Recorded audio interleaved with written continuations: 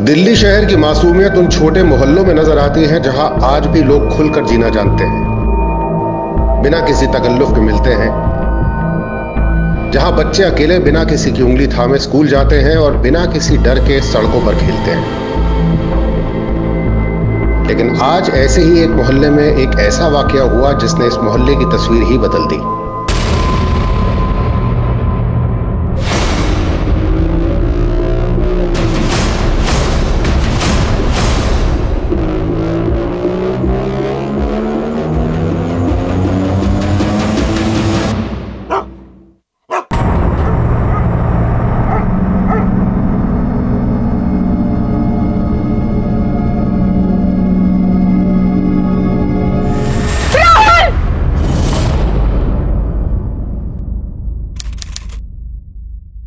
समीर, हम लोग सत्यनारायण जी की कथा में जा रहे हैं, शर्मा जी के यहाँ। तुम एक काम करो, आज राहुल को ट्यूशन से तुम लेके आओ, 12 बजे पहुंच जाना। अरे पहुंच जाओगे ना? हाँ भैया ले आऊंगा, टेंशन मत लो आप। अगर गोपाल छुट्टी पर नहीं गया होता तो ये काम हम तुम्हें बोलते ही नहीं। भाभी बोल तो दिया, ले आऊंगा, अब लिख के दूं क्या? चलो। और हाँ समीर, मेहरबानी करके दिन में दारू मत पीना। भैया दारू छोड़ दी है मैंने।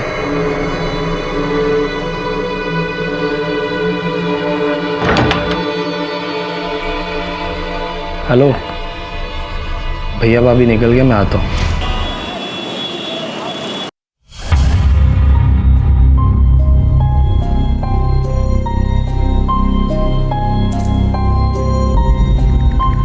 राहुल, तू घर पे नहीं गया? नहीं, मेरे चाचू लेने आने वाले थे, लगता है नहीं आए। राहुल तो क्या हो गया, तू हमारे साथ चल। हाँ नहीं, मैं इधर ही वेट करता हूँ, शायद आ रहे हो। अच्छा ठीक है, चल बाय बाय।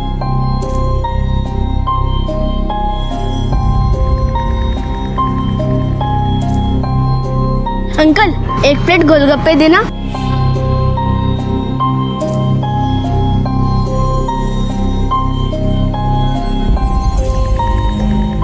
अंकल, टाइम क्या हुआ? 12:15। लगता है ये चाचू भी भूल गए। कोई नहीं, मैं खुद ही घर चला जाता हूँ।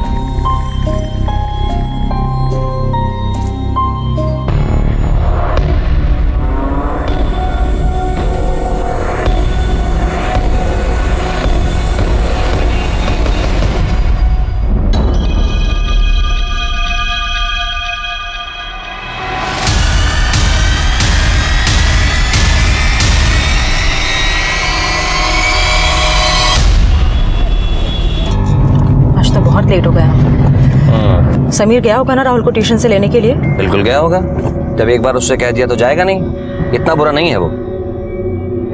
पता है कैसा है समीर? ये कौन फोन कर रहा है बार बार? देखना जरा संगीता, कौन है?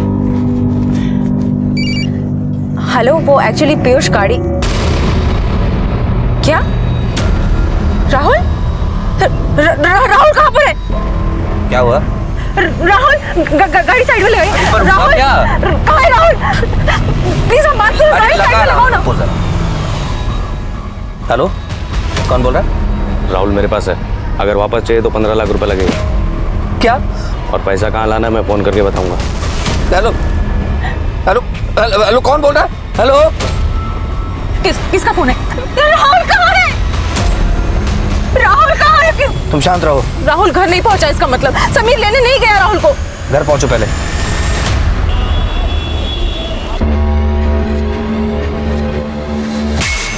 पता नहीं कैसा होगा मेरा राहुल। रो मत संगीता, राहुल मिल जाएगा। पीयूष भाईजान गए हैं ना पुलिस के पास, देखना वो राहुल को लेकर ही आएंगे।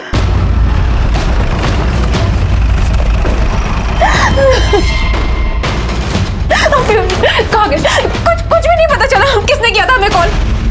उसने दोबारा फोन नहीं किया, लेकिन वो, और मैं उसका नंबर पुलिस स्टेशन में देकर आ रहा हूँ। वो हमें दोबारा कॉल करने वाला था, उसने कॉल क्यों नहीं किया? उसने फोन नहीं किया, ये मैं कैसे बता सकता हूँ? पुलिस यहाँ क्या करे? आप लोग राहुल को ढूंढिए, यहाँ पर आप क्यों क्या रहे हैं? मैम प्लीज शांत हो जाइए। राहुल की तलाश ऑलरेडी शुरू कर चुके हैं, उसकी फोटो भी सर्कुलेट की है और जगह जगह नाकाबंदी भी जारी है। मैम राहुल के सिलसिले में ही हम आपके मोहल्ले में इंक्वायरी कर रहे हैं। बेटा राहुल आपके साथ ट्यूशन पढ़ता है? हाँ अंकल। मतलब वो आज आपके साथ नहीं आया? मैंने उसे कहा था कि घर चल, पर उसने कहा नहीं, मेरे चाचा आ रहे हैं, मैं वेट करता हूँ, तभी मैं घर पे आ गया। अच्छा, आप लोगों में से किसी ने भी राहुल को ट्यूशन पढ़ने के बाद देखा है? साहब, यहाँ पे खड़े होकर टाइम वेस्ट करने का क्या मतलब है? और आपको क्या लगता है ये जो किडनैपर है हमारे बीच में खड़ा है और आपके सवालों का जवाब देगा वो? देखिए, मेरी बात समझिए। हाँ सही बात है, हमसे सवाल करके आपको क्या मिलने वाला है? देखिए, मैं जो कुछ भी कर रहा हूँ राहुल की भलाई के लिए कर रहा हूँ, इसीलिए आप लोगों से इंक्वायरी करनी पड़ रही है। तब तक राहुल को कुछ हो गया तो उसकी जिम्मेदार कौन रहेगा? यही तो काम है इनका, दिखावा करते रहना और आए दिन बच्चे गायब होते रहे। अच्छा, आपका किसी के साथ कोई झगड़ा, कोई दुश्मनी बिजनेस में या मोहल्ले में, या किसी पर कोई शक जो आपसे बदला लेने के लिए राहुल को किडनैप कर सकता है? नहीं सर, नहीं मेरी किसी से कोई दुश्मनी है और ना ही किसी से कोई झगड़ा है सर। यहाँ हम मोहल्ले में सभी लोग एक परिवार की तरह रहते हैं। यहाँ मुझे किसी पे कोई शक नहीं। लेकिन मुझे शक है, मुझे समीर पर शक है। क्या बकवास कर रही? दिमाग तो नहीं खराब हो गया तुम्हारा? मुझे पूरा यकीन कि समीर की वजह से ही हमारा बेटा राहुल किडनैप हुआ है। ये समीर कौन है? मेरा देवर। आज राहुल को ट्यूशन से लेकर आने की जिम्मेदारी हमने उसे ही दी थी, लेकिन अब उसे कभी भी कोई काम बताओ कुछ नहीं करता है। सिर्फ शराब पीना, अय्याशी करना और अपने भाई की इज्जत को मिट्टी में मिलाना, यही काम है उसका। लेकिन सब कुछ जानते हुए भी पीयूष हमेशा उसकी तरफदारी करते रहते हैं। Thank you. अब तुम्हें क्या हुआ? तुम क्यों लाल पीली हो रही गुस्से से? मुझे क्या परेशानी हो सकती है? मेरी लाइफ में सिर्फ एक ही प्रॉब्लम है, वो है तुम्हारा भाई समीर। आज मैंने उसे कहा कि राहुल का होमवर्क करवा दे, लेकिन नहीं, उन्हें तो कोई काम ही नहीं करना है। दिन भर सुबह से लेकर रात तक सिर्फ और सिर्फ मैच देखा है। और मुझे पूरा यकीन है कि उसने गोपाल से शराब मंगवाई और घर में बैठकर पी। और जब मैंने उससे बात करने की कोशिश की तो पता है उसने क्या कहा? उसने कहा कि मेरे भाई का पैसा है, तुम्हें क्या पड़ी है? और इतनी सी बात में आप गुस्सा हो गई हैं? अरे वो बच्चा है, नासमझ है, सही गलत की उसको पहचान नहीं है अभी। मजाक मस्ती में तुमसे कुछ कह दिया होगा, भाभी हो तुम उसकी। 25 साल का बच्चा है ना? संगीता, मैं बहुत थक गया हूँ, थोड़ा आराम करना चाहता हूँ और ये सब बातें करने का ये वक्त नहीं है। एक नहीं 10 बार कहा था उससे कि ठीक 12 बजे राहुल को ट्यूशन से लेने के लिए पहुंच जाना, लेकिन फिर भी जब पीयूष ने 12:15 बजे उसे कॉल किया तो वो रास्ते में था, पहुंचा नहीं था। मुझे पूरा यकीन है ये सब कुछ उसने जानबूझकर किया है। ये समीर कहाँ है? यही हूँ मैं। भाभी, आपको दिक्कत है मुझसे, मुझे पता है, लेकिन आपने ऐसा कैसे सोच लिया कि मैं अपने राहुल को किडनैप करूंगा? तुम अपने भाई से बदला लेने के लिए कुछ भी कर सकते हो। चलो संगीता, मैं चलता हूँ। देख लेना, ध्यान करना। गुड मॉर्निंग भैया। Good morning. कैसा है? क्या बात है, आज बहुत स्मार्ट लग रहे हो भैया। ये कलर आप पे ना बहुत सूट करता है। अच्छा, ज्यादा घूम मत, ये बता काम क्या है? वो भैया एक 3000 रुपये दो ना। वो एक रिस्ट वॉच देखी थी, बहुत सही है भैया, वो लेनी है। अच्छा हुआ पिताजी का बिजनेस तूने नहीं संभाला, वरना 3000 की घड़ी के लिए 4000 रुपए का मक्खन लगा चुका है तू अभी तक। पैसे चाहिए थे तो सीधे मांगना बेटा। संगीता, तुम इसे पैसे दे देना, मैं लेट हो रही। चलो बाय। ऐसे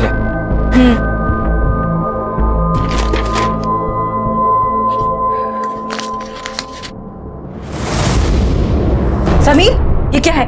पैसे वापस करो। अरे क्या भाभी, क्यों चाचा करती रहती हो? कल समझाया था ना आपको, मेरे भाई का पैसा है, जितना मर्जी लो, आप कोई नहीं होती रोकने वाली। पीयूष, नालायक, आज अगर गाड़ी की चाबी नहीं भूला होता ना तो तेरा असली चेहरा देखने से बाकी रह जाता मैं। तेरी भाभी ने मुझे हर बार समझाया, समीर ऐसा है, समीर वैसा है, मुझसे शिकायत करती रही। मैं इसको समझाता रहा कि नहीं, वो बच्चा है, वो मान जाएगा। ये सिला दिया तूने। भैया आप गलत समझ रहे हो। मैं गलत नहीं समझ रहा हूं और आज के बाद तू एक बात कान खोल के समझ ले, मुझसे 1 रुपए की भी उम्मीद मत करना। जानती हो, बाबूजी गुजरने से पहले बोल के गए थे कि इसका ध्यान रखना। मैंने जरूरत से ज्यादा ध्यान रखा। एक भाई की तरह नहीं, एक बाप की तरह पाला तुझे। एक बात ध्यान रख ले, 1 महीना है तेरे पास, सिर्फ 1 महीना। या तो 1 महीने में ऑफिस ज्वाइन कर, तनख्वाह लेके काम कर, नहीं तो कोई और काम ढूंढ। और अगर दोनों काम नहीं होते तो घर से बाहर निकल जा। चलो यहां से जाओ। सारे आस्तीन के साथ मैंने घर में ही पाल रखे हैं। तुम ये रखो। तुम शांत हो जाओ पीयूष, और आई एम सॉरी, मेरी वजह से ये सब हुआ। देखो, तुम सॉरी मत बोलो, ये तुम्हारी गलती नहीं। तुमने तो मुझे हर बार आगाह किया, अगर मैंने तुम्हारी बात मानी होती तो ये दिन देखने को नहीं मिलता। शराब के नशे में कुछ भी कर सकते हो। भाभी, मैं इतना गिरा हुआ इंसान नहीं हूँ जितना आप। समीर, कोई तो तुमने राहुल को किडनैप नहीं किया? नहीं किया सर। अच्छा, तो फिर राहुल को सही टाइम पर ट्यूशन से लेने तुम क्यों नहीं गए थे? सर वो बोलो। सर राहुल की ट्यूशन के वक्त मैं टिप्सी बार में था एक फाइनेंसर के साथ। सर इस प्रोजेक्ट में मैंने पूरी स्टडी की है। It's a one time investment and sir हम 1 साल में अपना सारा पैसा रिकवर कर सकते। यार राहुल को लेके आना था ट्यूशन से। हाँ भैया मैं बस 2 मिनट में पहुंच रहा हूँ, रास्ते में हूँ। सर वो मैं फाइनेंसर को कन्विंस करने के चक्कर में मुझे टाइम का पता नहीं चला और फिर भैया का फ़ोन आया तो मैं राहुल की ट्यूशन पे भागा गया। तब तक सर राहुल वहाँ से चला गया था। सर मुझे नहीं पता राहुल कहाँ है, मैंने कुछ नहीं किया सर। भाभी आप जिसकी कसम बोलो मैं उसकी कसम खाता हूँ, लेकिन मैंने कुछ नहीं किया भाभी। मुझे अपनी गलती समझ में आई थी, इसलिए मैं अपने आप को प्रूव करना चाहता था, इसलिए मैंने आपको बिना बताए फाइनेंसर से मिलने जा रहा था। उस बार की और उस फाइनेंसर की सारी डिटेल तुम मुझे दोगे? जी सर। हम आपकी कॉल मॉनिटर कर रहे हैं। जैसे ही किडनैपर आपको फोन करेगा हमें उसकी लोकेशन का पता लग जाए, तब तुम ध्यान रखिए। Thank you sir. Sir Piyush को किडनैपर का जो रैंसम कॉल आया था वो इसी मोहल्ले के पीछे से आया था और सर राहुल का ट्यूशन सेंटर भी इसी मोहल्ले में, घर से सिर्फ 15 मिनट की दूरी पर। सर मैंने आसपास सभी जगह देखा, कहीं भी सीसीटीवी कैमरा नहीं है। सर पता लगाना काफी मुश्किल है कि किडनैपर कौन था। इसका मतलब किडनैपर इसी मोहल्ले का है, तो ये भी हो सकता है कि राहुल भी यही कहीं है। पीयूष आपके घर पे जो रैंसम के लिए कॉल आया था उसकी लोकेशन इसी मोहल्ले की है, तो ये भी हो सकता है कि राहुल और किडनैपर दोनों यहीं कहीं हो इस मोहल्ले से। अगर राहुल यहीं कहीं है तो मैं उसे जरूर ढूंढ निकालूंगा। हाँ भाई चल हम चलते हैं।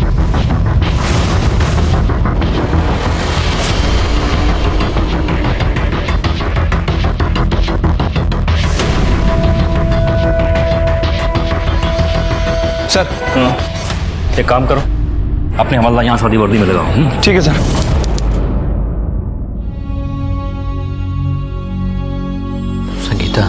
संगीता तुम रात भर से नहीं सोई, अकेले सोफे पे कब तक बैठी रहोगी? मेरी बात मानो, अंदर जाके थोड़ा आराम कर लो, थोड़ा सो जाओ, भगवान पे भरोसा रखो, सब ठीक हो जाएगा। अब तो भगवान पर भरोसा तभी होगा जब मेरा राहुल सही सलामत वापस आ जाएगा।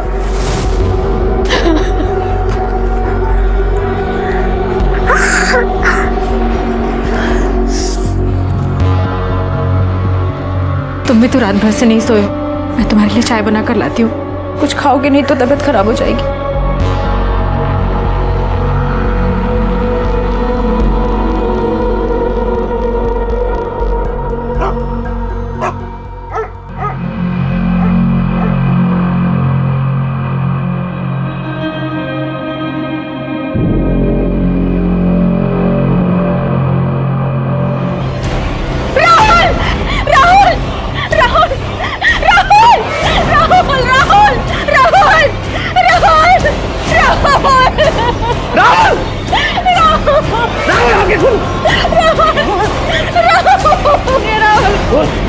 राहुल क्या हुआ?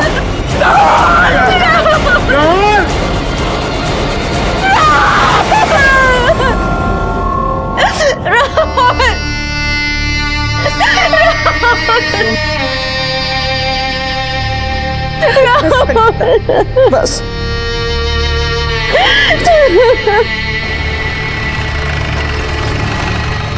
आप क्या करने आए यहाँ पे? आप राहुल को तो ढूंढ नहीं पाए ना, मार दिया ना उसे।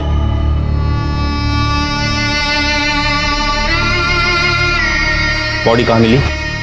पीछे वाले गेट पर संगीता ने गेट खोला और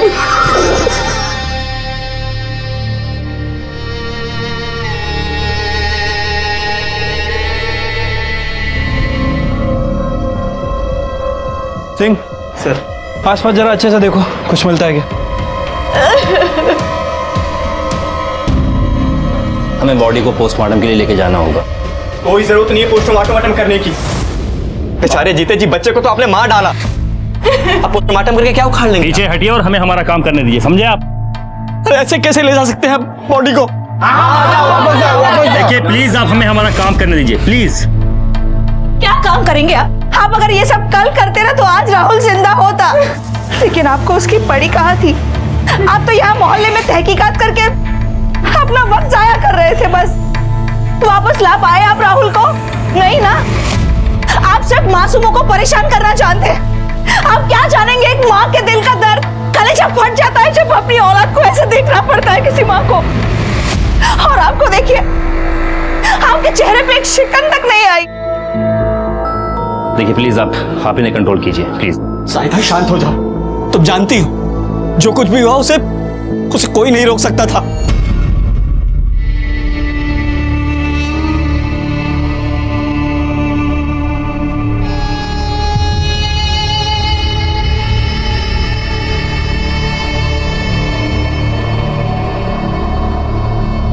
चलिए मान लिया कि आप लोगों में बहुत भाईचारा, बहुत अच्छी बात, लेकिन फिर भी एक बात ये याद रखिए कि फिरौती का फोन इसी मोहल्ले से आया था। इसका मतलब कोई तो एक ऐसा है जिससे आप लोगों को खतरा है। सर हो सकता है आपकी बात ठीक हो, आप भी तो देख रहे हैं ना, इस मुसीबत में पूरा मोहल्ला हमारे साथ अभी भी खड़ा है।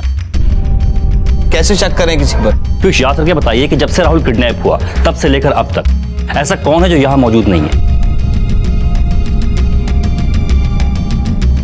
सर इसका मतलब वो किडनैपर हो सकता है शायद। पीयूष अच्छे से याद करिए और बताइए कल से यहाँ कौन कौन गायब है। सर शिव अय्यर अंकल का बेटा कल वो सुबह से ही गायब है सर। तुम्हें कैसे पता? सर मेरे पड़ोसी हैं, कल जब वो सुबह जा रहा था तो मैंने उसे जाते हुए देखा था। अजय बत्रा, कल रात को यहाँ कम्युनिटी की पूजा थी। वो बहुत पूजा पाठ करता है, लेकिन कल वो पूजा में आए नहीं। मैंने पता किया तो पता चला कि उसे कोई अर्जेंट कॉल आया, फिर वो चला गया। श्याम कपूर भी तो पूजा के बीच में से उठकर चला गया था ना? लेकिन वो तो दुबई में रहते, आते जाते रहते। सर गोपाल भी तो हो सकता है। गोपाल? सर कल सुबह ही वो छुट्टी लेके अपने गांव चला गया था। ये गोपाल कौन है पीयूष? काम करता है घर में सर, सर्वेंट है हमारा। मुझे बोला पिताजी की तबीयत खराब है, मुझे जाने तो मैंने जाने दिया। उसका एड्रेस पता कुछ? मेरे एक दोस्त के कहने पे मैंने उसे रख लिया था सर, मेरे पास एड्रेस नहीं है उसका। अच्छा मोबाइल नंबर कोई?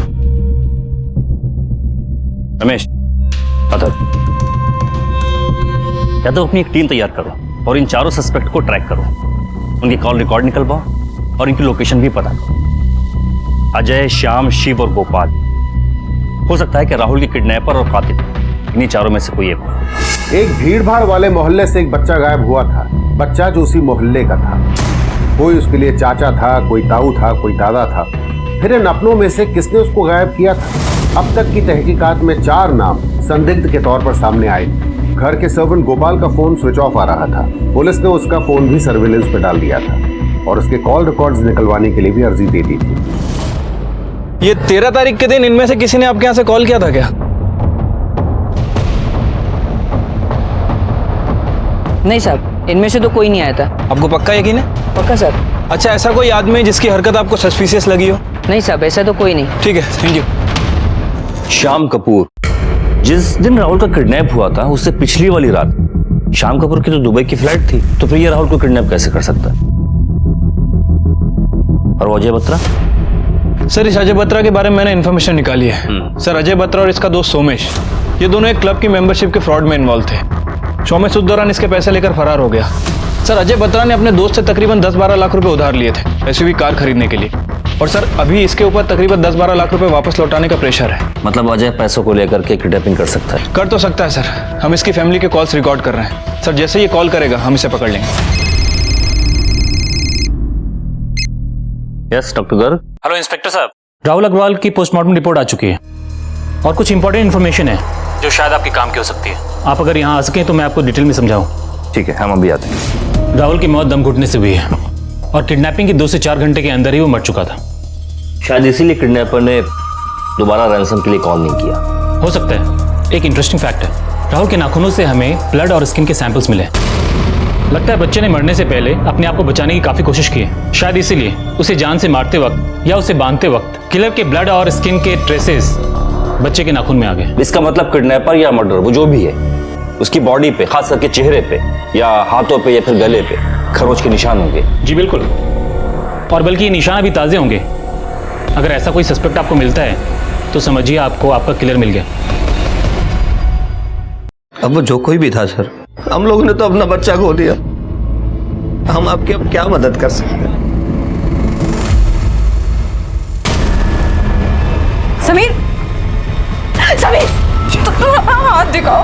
तुम नहीं मारे ना, तुम नहीं मारे ना राहुल को, तुम नहीं मारे राहुल, तुम नहीं मारे राहुल को, तुम नहीं मारे राहुल को, नहीं मारा, तुम नहीं मारे राहुल। मैंने नहीं मारा बाप। संगीता संभाल लो अपने आप को।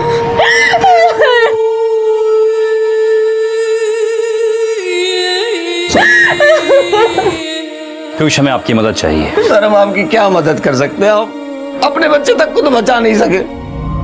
देखिए पीयूष, सारा मोहल्ला नाराज है, गुस्से में। हम उन्हें ऐसे चेक नहीं कर सकते। हम चाहते हैं कि राहुल की शोक सभा में जितने भी लोग आए, हम उन पर पैनी नजर रखें। ठीक है सर। मौके की संजीदगी को देखते हुए, ये जानते हुए भी कि राहुल की शोक सभा में पूरा मोहल्ला आएगा, पुलिस ने दूरी बनाए रखी, पर उनकी कड़ी निगाह हर आने जाने वाले पर थी। यहाँ तक कि संगीता और पीयूष भी आंखों में आंसू लिए अपने बेटे के कातिल को ढूंढ रहे थे।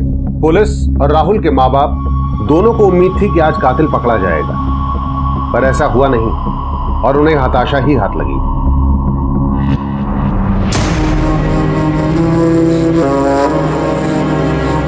कल ये यही था, पूरा घर इसकी शैतानियों से गूंजता था, पर आज सन्नाटा है। बाहर ही नहीं, मेरे अंदर भी कान तरस गए हैं इसके मुंह से मां सुनने के लिए। आखिर लोग इतने हैवान क्यों हो जाते हैं कि मासूमों को मारते वक्त के हाथ भी नहीं कांपते। सर, 2 इंपॉर्टेंट इन्फॉर्मेशन हाथ लगी है। सर, शिव अय्यर, मोहल्ले वालों के हिसाब से अभी उसे वैष्णो देवी में होना चाहिए, लेकिन सर उसका फोन अभी 2 दिन पहले नोएडा के सेक्टर 37 में ऑन हुआ था। और दूसरी इन्फॉर्मेशन? सर गोपाल, हमने गोपाल के कॉल रिकॉर्ड चेक किए। सर इसमें से एक नंबर है जिसमें वो कंटिन्यूस बात कर रहा था। इस नंबर के बारे में इंक्वायरी निकाली है, पता चला ये उसकी बीवी का नंबर है। शिव अय्यर, पता करो ये शिव अय्यर का सिर्फ मोबाइल ही नोएडा में था या ये खुद भी नोएडा में? और ये गोपाल, इसकी बीवी से पूछताछ करो और इसके घर के बाहर सादी वर्दी में कांस्टेबल तैनात करो और इसका फोन सर्विलांस पर डालो। ठीक है सर।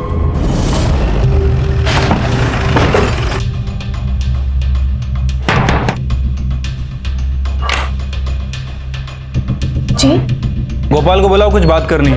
वो तो 2 दिन से घर पर नहीं है। घर पे नहीं आया, फिर झूठ बोल रही हो। सर, झूठ क्यों बोलूंगी? बबली, कहाँ जा रही हो अकेले? तुझे कितनी बार बोला है कि अकेले बाहर मत निकला कर? चल घर में।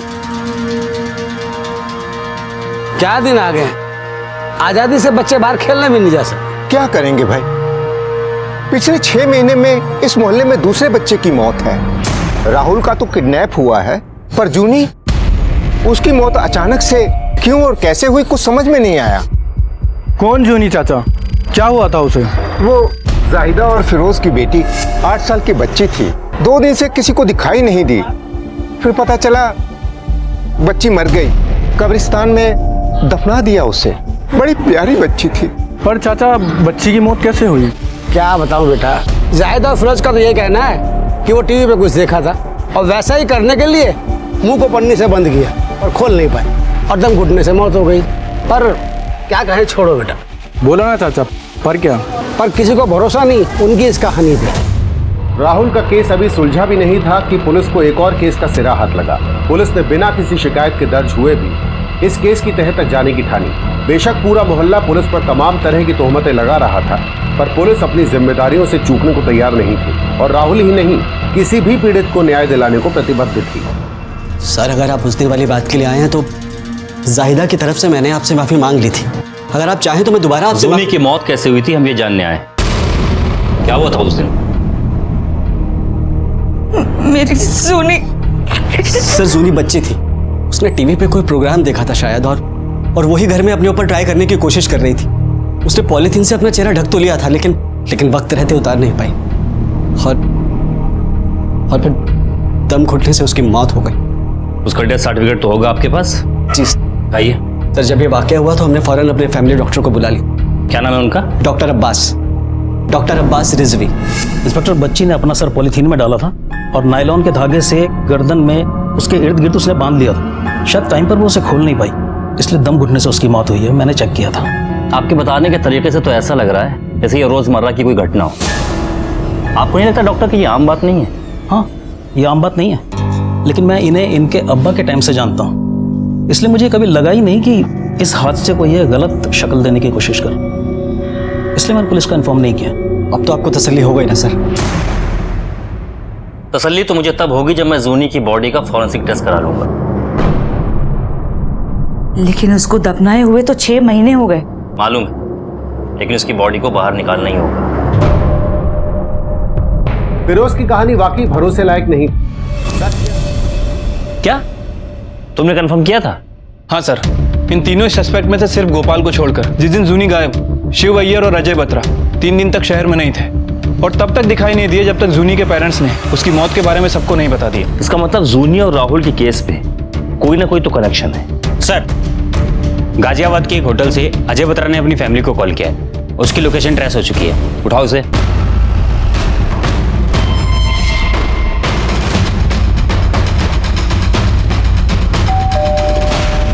कौन है? Sir, room service. आपने जो खाना ऑर्डर किया था वो लेके आया हूं। पुलिस, चलो। पर मैंने किया क्या? सब बताते हैं। अरे हाँ रमेश, क्या खबर है? जय हिंद सर। सर, हमें खबर मिली है कि शिव ने नोएडा के सेक्टर 37 में एक फ्लैट खरीदने के लिए किसी प्राइवेट फाइनेंसर से लोन लिया था, जो कि उसकी जान के पीछे पड़ा है सर। उसे कुछ 5 लाख रुपए देने थे। मतलब शिव के पास भी मोटिव है राहुल को किडनैप करने का? सर, मैंने गार्ड से कंफर्म किया तो उसने बताया कि शिव 2 दिन पहले यहाँ आया था। एक काम करो, फ्लैट में जाकर के फिर से चेक करो, और अगर वो अभी भी वहां हो तो उठा लो उसे।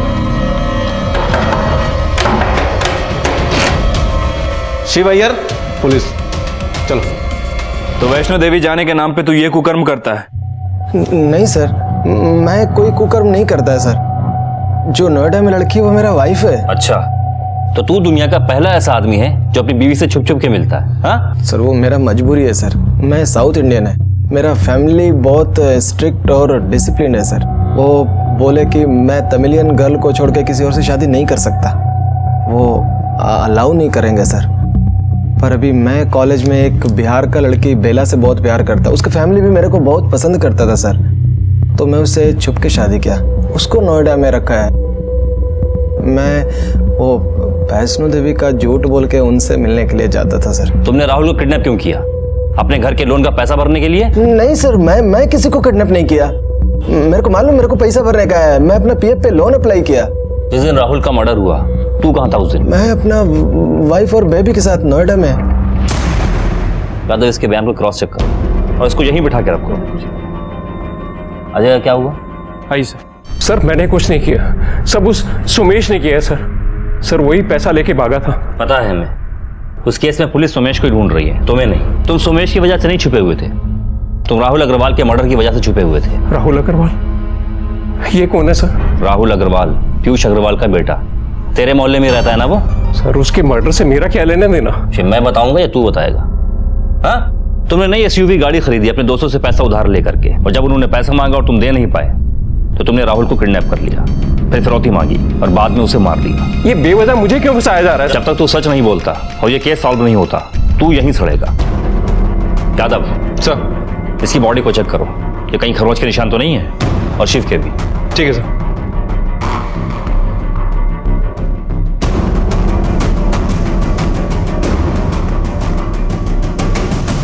जूनी की मौत प्लास्टिक बैग के कारण दम घुटने से नहीं हुई थी, उसे मारा गया था, वो भी बड़ी बेरहमी से। उसका विंड पाइप जो ऑक्सीजन देता है फेफड़ों को, उसे बुरी तरह कुचल दिया गया था। क्या छिपा रहे हैं आप हमसे? साइदा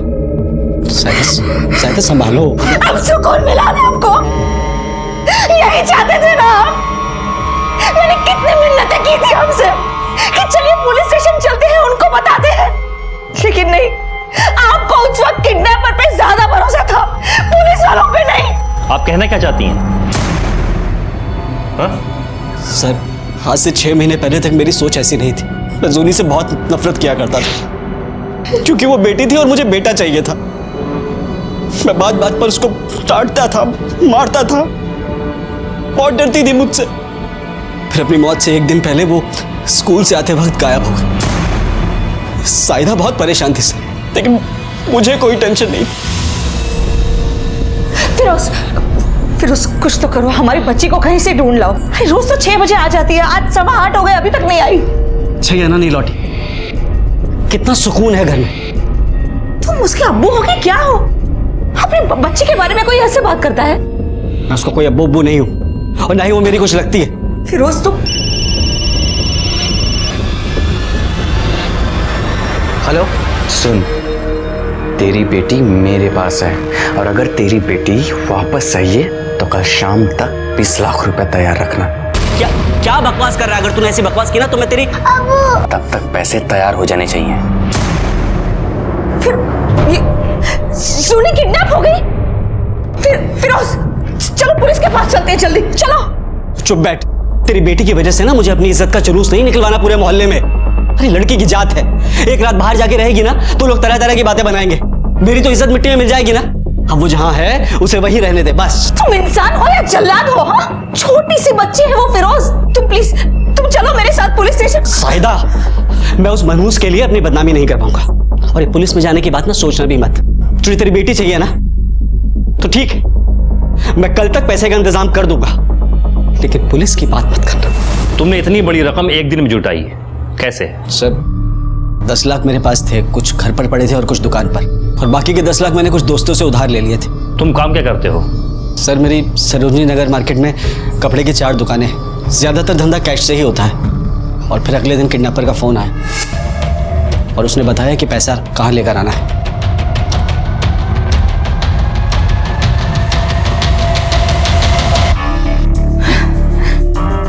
फिरोज पैसे दिए हुए घंटों बीत गए, आधी रात हो गई है। पैसे देने के बाद अब कितने घंटे हो गए, अभी तक जूनी क्यों नहीं आई? फिरोज आ जाएगी। ये लो, ये ले आ गई तेरी बेटी मेरे 20 लाख का नुकसान करवा के। सोनी सोनी सोनी साहिदा, सोनी सोनी सोनी बेटा सोनी!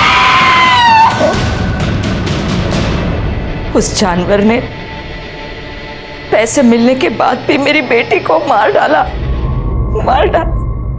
मैं अपनी बच्ची को इंसाफ दिलाना चाहती थी, मैं पुलिस के पास जाना चाहती थी, लेकिन फिरोज ने मुझे रोक लिया क्योंकि इनको डर था कि जूनी के साथ इनकी बदसलूकियों के बारे में सबको पता चल जाएगा, और इसलिए इन्होंने वो पॉलीथीन वाली कहानी घड़ी और सबको सुना दी। और डॉक्टर रिजवी, उन्हें भी शक नहीं हुआ? सर वो एक जमाने से हमारी फैमिली डॉक्टर, उनको मैंने जो बताया उन्होंने उस पर भरोसा कर लिया और जूनी का डेथ सर्टिफिकेट बनाकर दे दिया, और फिर मैंने फौरन ही जूनी को दफना दिया।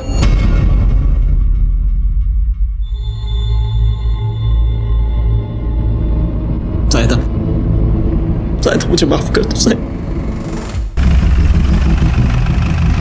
जूनी और राहुल के केस में मॉडस ऑपरेंडी सेम है। इसका मतलब ये दोनों काम, कत्ल और किडनैपिंग, एक ही आदमी ने की है जो उनके मोहल्ले का है, जो अभी तक हमारे हाथ नहीं लगा है। और अजय और शिव की बॉडी पर कहीं पर भी खरोच के निशान नहीं है, तो कहीं ये काम गोपाल का तो नहीं है? हो सकता है सर।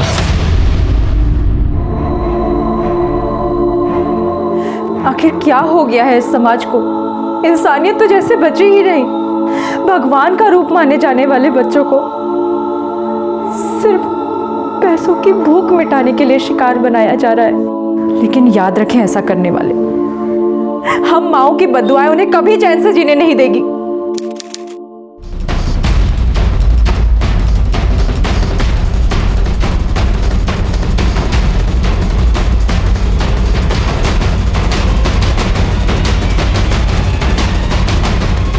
क्या हुआ? चलो अभी बताते। लेकिन अरे चलो अभी बताते हैं। हुआ क्या?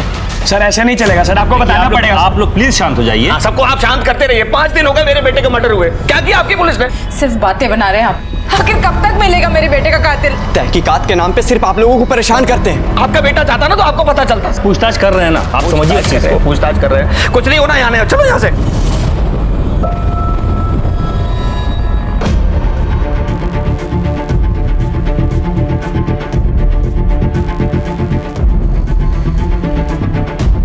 अब तो कोई ऑफिशियल स्टेटमेंट देना ही होगा।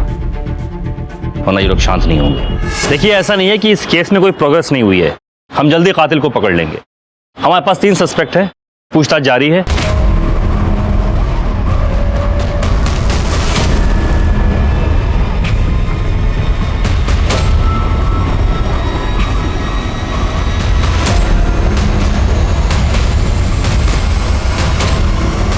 हमारी मेहनत कामयाब होने वाली। Excuse me.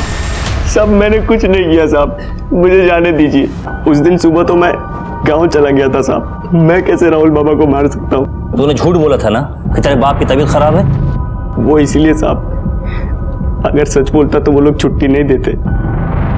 एक हमसे क्यों मान रखा है तूने? हाँ? वो तो साहब बस कॉल क्या छुपा रहा है? खड़ा कुछ नहीं साहब। देखा? ये तो हाँ दिखा। सर ये तो खरोच का निशान है। हाथा पाई में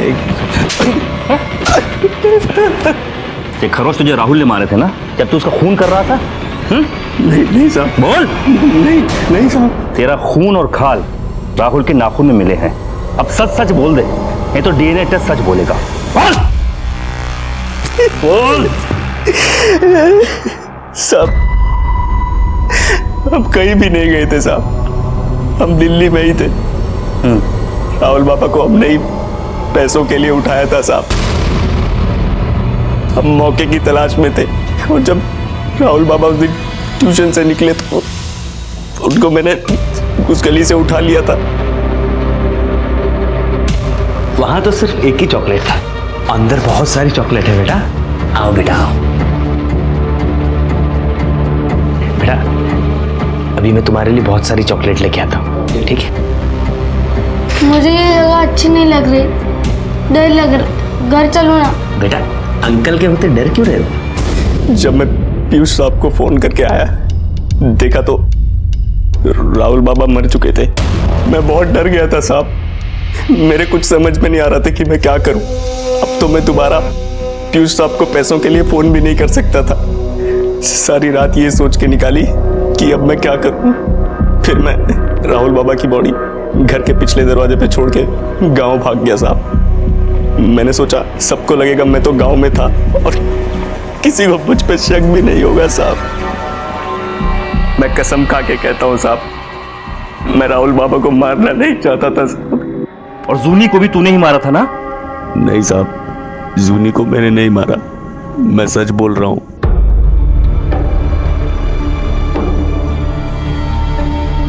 क्या हुआ सर? सर अब तो गोपाल ने भी बयान दे दिया है, केस सॉल्व हो चुका है।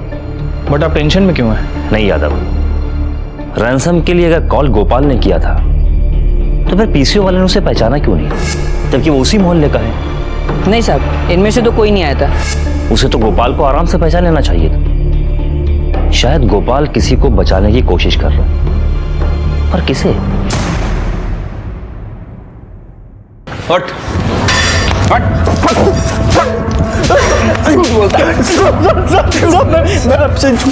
मैं आप लोग से झूठ क्यों बोलूंगा साहब? तू ऐसे नहीं मानेगा। यादव एक काम करो, इसे गांव महेंद्रगढ़ जाओ और वहां खाप पंचायत को बता दो कि उसकी बीवी और बच्चा दिल्ली में कहाँ रहते। गाँव वो नहीं जा सकते सर। क्यों? क्योंकि हम दोनों एक गोत्र के हैं और हमने भाग की शादी की है, और एक गोत्र में शादी करना खाप पंचायत के हिसाब से पाप है। वो गांव गए तो वो लोग उन्हें मार देंगे। फिर वो उसके साथ जो कुछ भी करेंगे ना, उसका जिम्मेदार तो खुद होगा। ठीक है सर। रुकिए साहब, अगर आप ऐसा करेंगे तो वो मेरे बीवी बच्चों को मार देंगे साहब। ठीक है, नहीं करेंगे। तू सच सच बता, किसे बचा रहा है?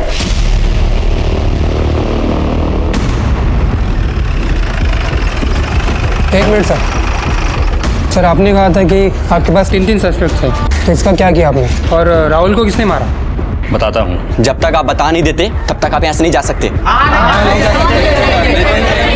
नहीं चले देंगे। वही बताने आया हूँ। शिव और अजय निर्दोष हैं। तो क्या इसका मतलब गोपाल ने राहुल को? सिर्फ गोपाल ने ही नहीं, इसमें कोई और भी शामिल है, और हम उसी को अरेस्ट करने यहाँ आए हैं। और हाँ, एक बात और, जूनी का भी कातिल वही है और वो आप लोगों में से ही एक है।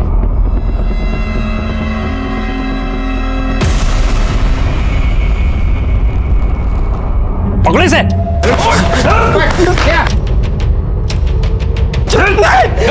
तूने मेरी बच्ची को मारा, तूने मारा मेरी सोनी को। क्यों मारा? क्यों मारा मेरी बच्ची को? क्या बिगाड़ा था उसने तेरा? मेरी मासूम बच्ची को क्या बिगाड़ा था तेरा? क्यों मारा मेरी सोनी को तूने?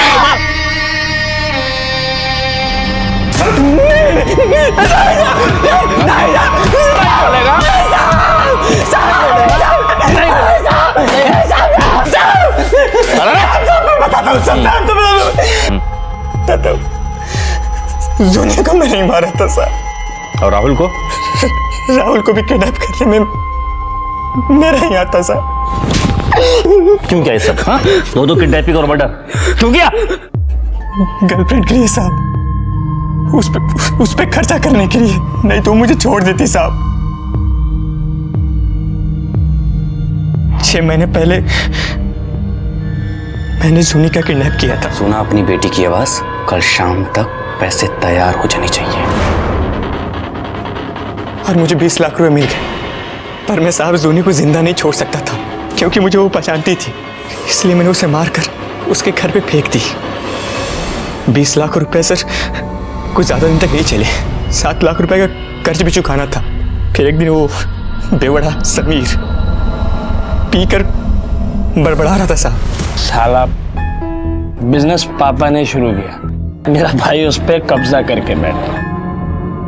मेरा भी उसमें बराबर का हिस्सा है। तुझे पता है मेरे भाई के पास लाखों रुपए हैं, घर पे ऐसे पड़े रहते। तभी मैंने प्लान बनाया कि राहुल को मैं किडनैप करूंगा और सारा शक समीर पे जाएगा, और वो गोपाल को मैं अपने साथ मिलाया। धमकी देकर कि तू उसके गांव जाएगा और खाप पंचायत को बता देगा कि उसकी बीवी और बच्चा दिल्ली में रहते हैं, और वो डर जाएगा क्योंकि उसने अपने ही गोत्र की लड़की से शादी की थी। इसी कमजोरी का तो मैंने साफ फायदा उठाया, और वो गोपाल अपनी फैमिली समेत मरने के बजाय जेल चूज किया। उसको मैंने पैसे की भी लालच दी साहब। बोला कि मैं पहली बार नहीं कर रहा हूँ, बहुत बार कर चुका हूँ, कोई रिस्क नहीं है। पर नहीं। फिर तूने गोपाल से किडनैपिंग करवाई, पर पासा पलट गया जब राहुल मर गया। उसी बेवकूफ की वजह से तो सब गड़बड़ हो गया, और उल्टा गोपाल मेरे पास आ गया कि राहुल मर गया, अब क्या करें? मैंने बोला कि तू कुछ दिनों के लिए अंडरग्राउंड हो जा, जब तक सब ठीक नहीं हो जाता। और वो चला कैसा? पुलिस को बेवकूफ समझता है? हाँ?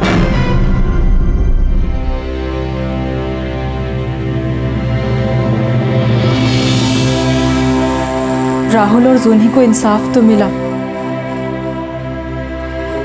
गोपाल और विक्की को उनके किए की सजा भी मिली। जिंदगी अपने ढर्रे पर वापस आ गई। लेकिन अब पहले जैसा कुछ नहीं रहा। जिस मोहल्ले में लोग एक दूसरे पर आंख बंद करके विश्वास किया करते थे,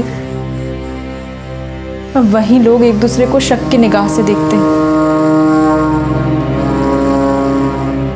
राहुल और जूनी दोस्त थे, एक साथ खेलते थे, लड़ते थे, झगड़ते थे।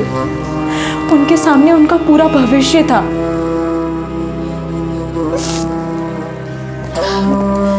मेरी हर माँ बाप से विनती है कि वो समाज के सुधरने का इंतजार ना करें। समाज को जब सुधरना होगा वो सुधरेगा। फिलहाल हमें अपने बच्चों की सुरक्षा का ख्याल खुद रखना होगा।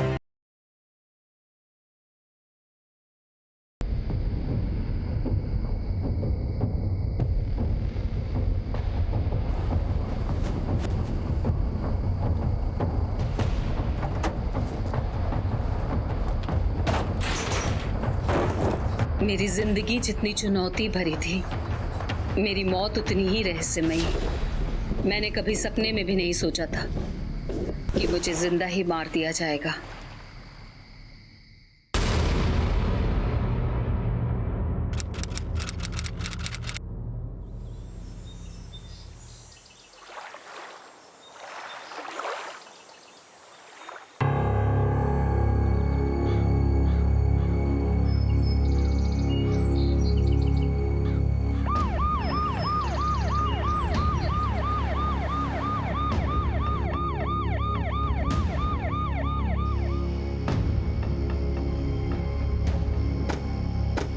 साइड हटिए, हटिए ज़रा, हटिए।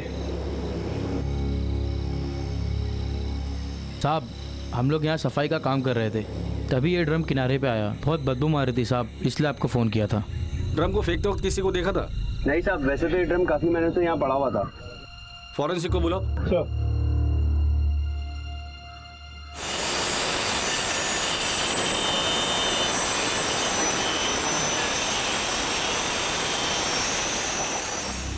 सर, इसमें तो कंक्रीट है। तोड़ दो उसे।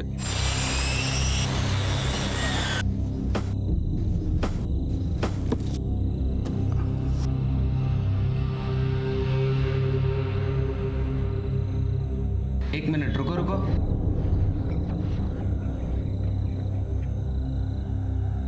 सर, इसमें तो कंकाल है।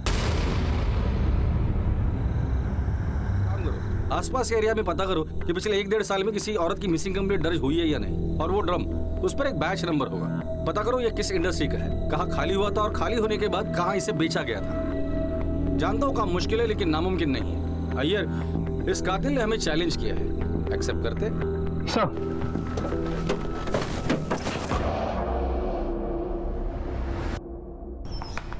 Very good, what a shot, very good बेटा। बेटा लेके आओ ना बॉल, मैं थक गया हूँ।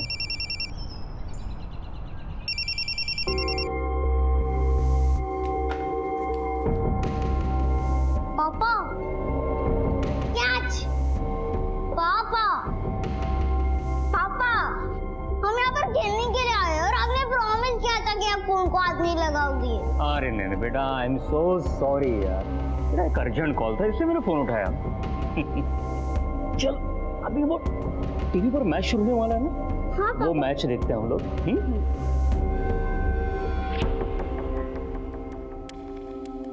और हम फिर से मैच खेलने जाएंगे। हाँ ठीक है पापा।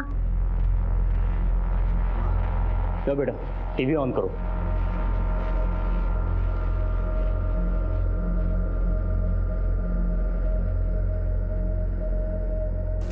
किसका फोन था रेणु? बेंगलुरु टॉस हार चुकी है। ऐसे ही किसी टेली मार्केटर का फोन था। वही मैच में जीतता है। तो अब देखना ये है पापा, कि ये बेंगलुरु टॉस हार गया। बैठता है। मुंबई ने फील्डिंग ली है और बेंगलुरु ने बैटिंग से अपने गेम का आगाज किया है। पापा, हमारी टीम टॉस हार गई, इसका मतलब हम हार गए क्या? बेटा, टॉस हारने जीतने से कुछ नहीं होता है।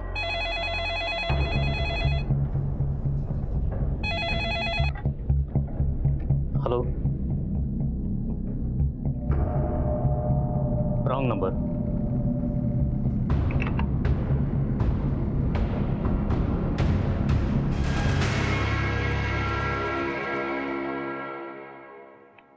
सर, आसपास के एरिया में पूछताछ की, लेकिन कोई इन्फॉर्मेशन नहीं मिली। उस ड्रम के बारे में कुछ पता चला? नहीं सर, फोरेंसिक को कुछ नहीं मिला। सारे मार्क्स वाइप आउट हो चुके, ना कोई फिंगरप्रिंट्स, ना कोई और क्लू। जो लोग ये ड्रम्स बनाते हैं, हमने उनसे पूछताछ की। उन्होंने कहा कि वो ये ड्रम्स कर्नाटका, केरला और तमिलनाडु की कई सारी कंपनीज को सप्लाई करती है। वहां से इनमें केमिकल भर के अलग अलग जगहों पे भेजा जाता है। फिर ये केमिकल्स खाली करके ये ड्रम को स्क्रैप में बेचा जाता है। लोग जनरली इस ड्रम में पानी भर के घर में रखते हैं, तो ये ड्रम किसने कहाँ से खरीदा, ये पता कर पाना बहुत मुश्किल। और ये जो पायल मिला था, उसके बारे में कुछ पता चला? नहीं सर, बहुत ही कॉमन डिजाइन है, किसी लोकल सुनार ने बनाया होगा, पर उस पर कोई स्पेशल मार्क भी नहीं। मतलब डेड एंड, हमारे पास कोई भी क्लू नहीं है। सर, हमें उस स्केलेटन से एक क्लू मिला है। स्केलेटन की हील की हड्डी में ये स्क्रू रखा था।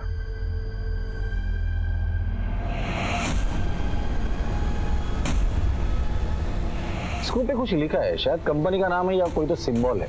मेडिकल एक्सपर्ट को ये स्क्रू दिखा, हो सकता है स्क्रू की वजह से हम उस औरत को आइडेंटिफाई कर सके। सर,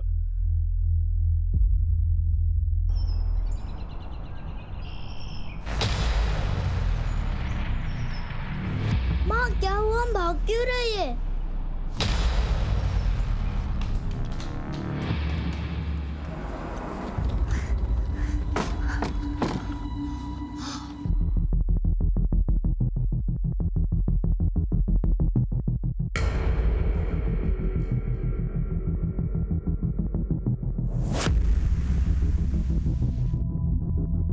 सर ये देखिए, ये सीरियल नंबर मिला है।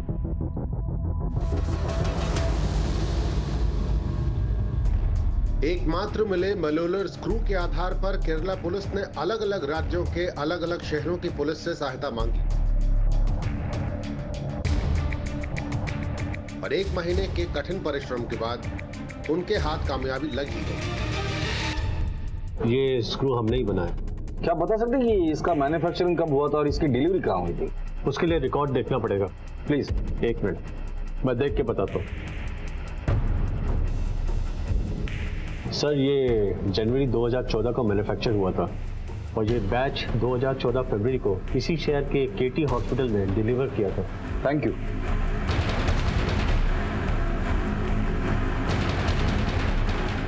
सर, ड्रम में जो स्केलेटन मिला था उसकी फोरेंसिक रिपोर्ट के मुताबिक स्केलेटन किसी औरत का है और उसकी उम्र करीब 45 साल की हो, तो उसे मरे करीब 12 से 15 महीने हो चुके। ठीक है, फिलहाल तो केटी हॉस्पिटल चलते हैं, देखते हैं वहाँ से क्या इन्फॉर्मेशन मिलती है।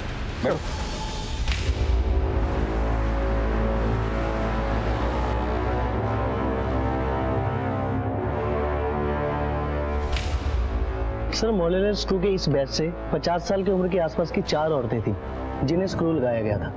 अच्छा, ये 4 औरतें हैं, इसमें से SO1/75 इस नंबर का स्क्रू किस औरत को लगाया ये बता सकते हैं? जी सर।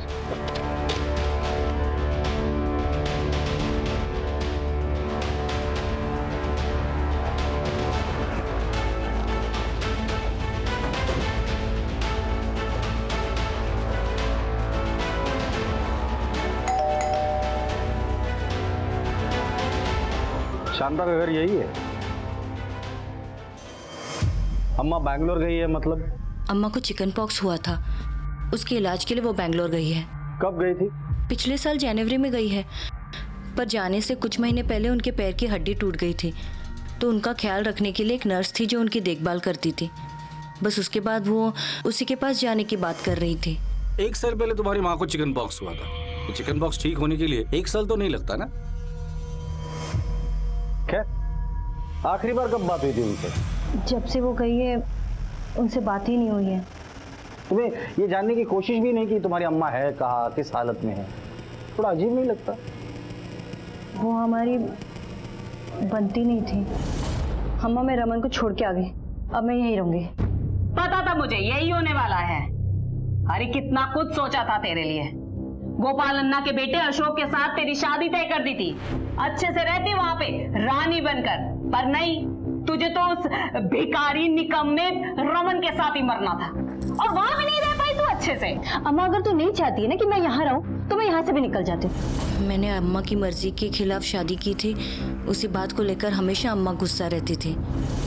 फिर उसके बाद उन्हें चिकन पॉक्स हुआ तो मुझे डर है कि तुम्हारी बीमारी इससे ना लग जाए। तुझे इसकी चिंता करने की जरूरत नहीं है। मैं खुद ही यहाँ से चली जाऊंगी, बैंगलोर जाऊंगी समृद्धि के पास, वहीं जाकर अपना इलाज कराऊंगी और कभी वापस नहीं आऊंगी। जितने महीने साथ रहे, 1 मिनट के लिए भी हमारी बनती नहीं थी। फिर एक दिन मैं काम पे से वापस लौटी तो देखा अम्मा घर पर नहीं थी। मुझे लगा वो काम पे गई होगी। फिर जब वो नहीं लौटी तो मैंने 1-2 बार फोन ट्राई किया, अम्मा ने फोन ही नहीं उठाया। 1 साल पहले जब वो यहाँ से चली गई थी तो उसके अतीत में क्या हुआ था? किसी के साथ दुश्मनी थी, किसी के साथ झगड़ा हुआ था? मुझे क्या पता सर, पर आप ये सब क्यों पूछ रहे हैं? तुम्हारे अम्मा का मर्डर हुआ है, किसी ने उसकी लाश को ड्रम में डालकर सीमेंट कंक्रीट के साथ चुनवा दिया है। किसने मारा उसे? हम भी यही पता लगाने आए हैं। हमें तुम्हारा ब्लड सैंपल लगेगा उस कंकाल के डीएनए के साथ मैच करने के लिए। इस स्वाति की बात पे विश्वास नहीं हो रहा। एक तो चिकन पॉक्स के ट्रीटमेंट के लिए शांता का बैंगलोर जाना, अगर गई भी हो तो उसकी लाश का त्रिवेंद्रम में मिलना, और अपनी माँ की मौत के बारे में सुन के से जरा भी झटका नहीं लगा। बिल्कुल सही कह रहे हो तुम। सबसे पहले हमें शांता के बारे में जानना होगा। शांता कहाँ गायब हुई थी, किस हालत में गायब हुई थी, ये पता करना होगा। शांता की पूरी इंफॉर्मेशन निकालो। आस पड़ोस में जाके शांता के बारे में पूछताछ करो। सर, कुरकल उधर देखो। मुंह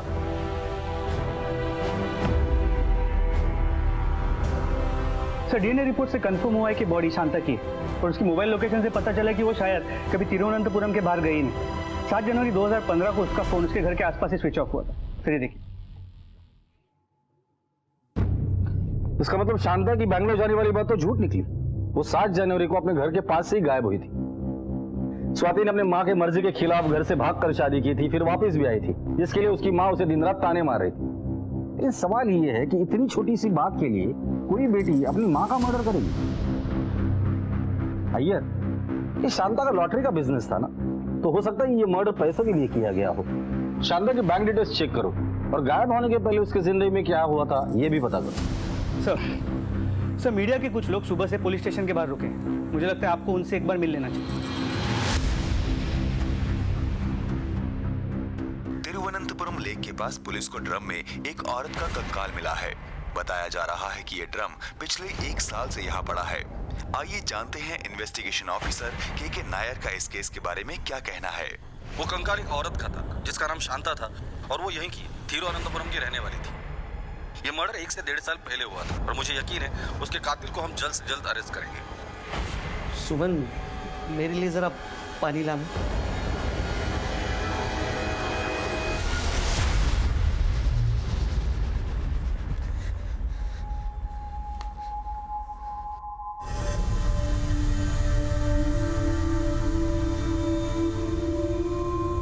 आरव, दूध। क्या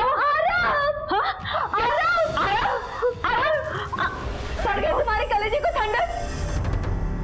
इसे ये मत खिलाओ, उसे वो मत दे। तुम्हारे रोज रोज के तारे से मर गया वो। आरव,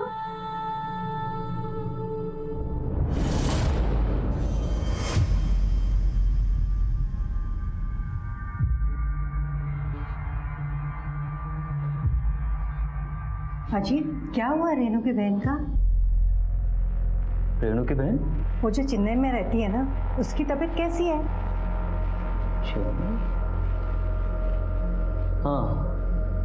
हाँ ठीक है, अब पहले से ठीक है।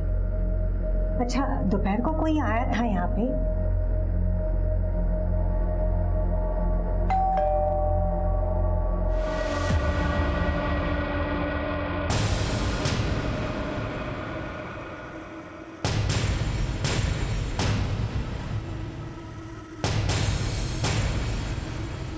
क्या हुआ? अब भी किसी टेलीमार्केटर का फोन था। ये चेन्नई में तुम्हारी कौन सी बहन है?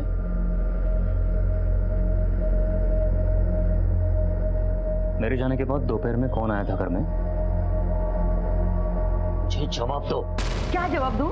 मुझे भी तुमसे कुछ जवाब चाहिए। मैंने तुमसे पहले भी कहा है कि अविनाश के सामने ऊंची आवाज में बात नहीं करनी। उसे पता नहीं चलना चाहिए हमारे बीच झगड़ा हो रहा है।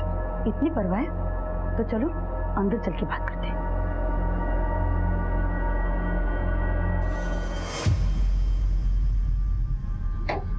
बोलो, क्या बोलना चाहती हो? बच्चा मुझे नहीं, तुम्हें चाहिए था। और ये सब जो तमाशा। धीरे बोलो, चिल्ला क्यों रही हो? अविनाश सुन लेगा। इतना छोटा बच्चा है, क्या सोचेगा जब उसे पता चलेगा कि उसकी माँ उसे पैदा ही नहीं करना चाहती थी? तब तो उसे ये भी पता होना चाहिए कि उसका बाप क्या है। आपके पड़ोस में जो शांता रहती थी उसके बारे में आप कुछ बता सकते हैं? शांता बहुत अच्छी औरत थी साहब। इधर सब उसे चाहते थे। वो हमेशा सीधा बात करती थी और गलत काम उसे पसंद नहीं थी। शांता अम्मा इधर ही मेरे बाजू में अपना ठेला लगाती।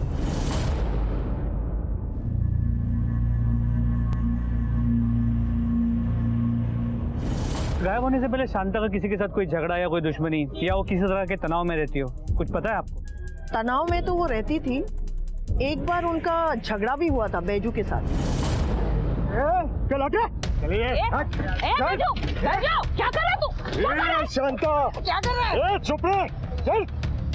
एक बात सुन ले कान खोल के, इस मार्केट में अगर धंधा करना है ना तो बैजू को कभी मना नहीं कर सकते। अगली बार अगर मैं आया ना तो जबान पे ना नहीं होना चाहिए। तू धमकी दे रहा है शांता को? हाँ, मेरा जो जी में आएगा मैं वो करूंगी और तूने अगर मनमानी की तो छोड़ूंगी नहीं मैं तुझे, छोड़ूंगी नहीं, समझा? ये क्या करो? हट, हट, हट यहाँ पे।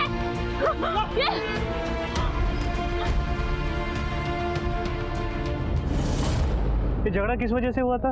अम्मा का एक प्लॉट था, उन्होंने वो बेचा था 6 लाख रुपए में, तो शायद उसी के लिए वो झगड़ा हुआ था।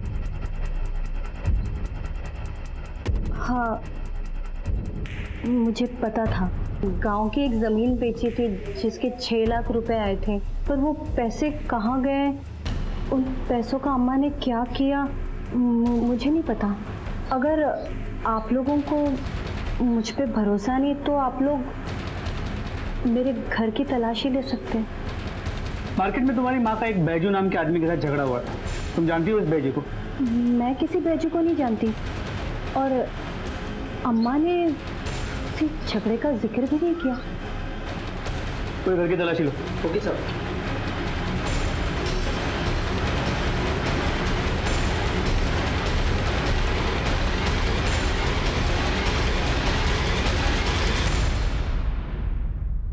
सर, स्वाति के घर में पैसे नहीं मिले, हो सकता है उसने कहीं बाहर छुपा के रखा हो। या हो सकता है कि उसने खर्च कर दिया हो। 6 लाख रुपए एक साल में खर्च करना कोई बड़ी बात नहीं है भैया। अगर ये मर्डर स्वाति ने किया है तो वो उसका अकेले का काम नहीं है, जरूर किसी की मदद ली होगी। एक प्लान मर्डर है। इस कत्ल को छुपाने के लिए कातिल ने बड़ी मेहनत की है। इस स्वाति की डिटेल इंफॉर्मेशन मुझे चाहिए। उसके कॉल रिकॉर्ड निकालो जब से शांता गायब हुई तब से। फिलहाल हमें एक ऐसे आदमी की जरूरत है जो इन माँ बेटे के बारे में अच्छे से जानता हो। शांता को मारने के लिए स्वाति के पास 2 मोटिव थे। एक तो उसे पैसों के बारे में पता था और दूसरा वो शांता से परेशान थी। और स्वाति के अलावा हमारे पास और एक स्ट्रॉन्ग सस्पेक्ट है बैजू, उसे भी शांता से बैर। उठाकर लेकर आओ इसे। सर। पापा मुझे बर्थडे पर एक क्रिकेट बैट चाहिए। अच्छा, क्रिकेट बैट चाहिए? हाँ बिल्कुल मिलेगी बेटा, लेकिन तब जब तुम्हारे एग्जाम में बहुत अच्छे मार्क्स आएंगे तब। लेकिन पापा बर्थडे से एग्जाम को क्या लेना देना पापा? अरे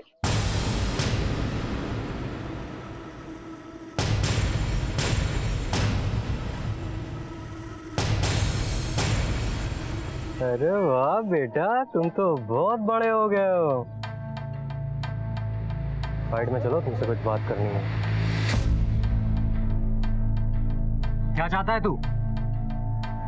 तेरे बच्चे को उठा ले हम, तब समझेगा तू। देख, मुझे ये वार्निंग खेलना पसंद नहीं है, इसलिए चुपचाप से मेरा काम कर दे, समझा? तुझे अच्छी तरह से पता है मुझे क्या चाहिए। देख, मेरा टाइम ऑलरेडी खत्म हो चुका है, इसलिए जल्दी कर, समझा? चलो बे।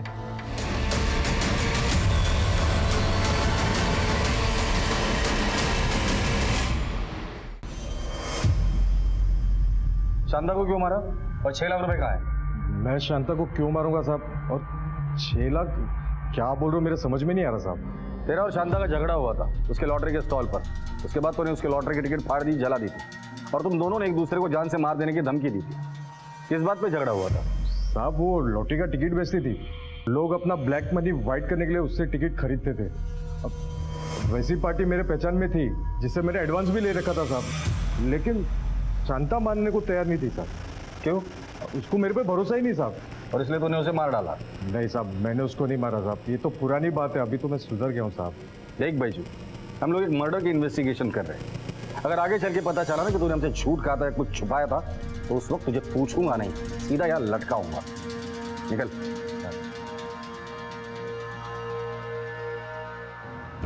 पुलिस को अब एक ऐसे इंसान की तलाश थी जो शांता और स्वाति दोनों को ही अच्छी तरह से जानता हो, और वो था स्वाति का पति रमन।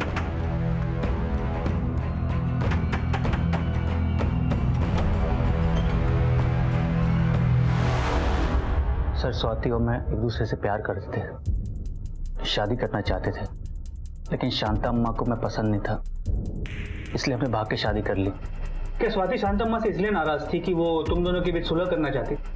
हो सकता है सर, इसमें कोई बड़ी बात नहीं है। स्वाति तो हमेशा शांता अम्मा से नाराज होने के मौके ढूंढती थी।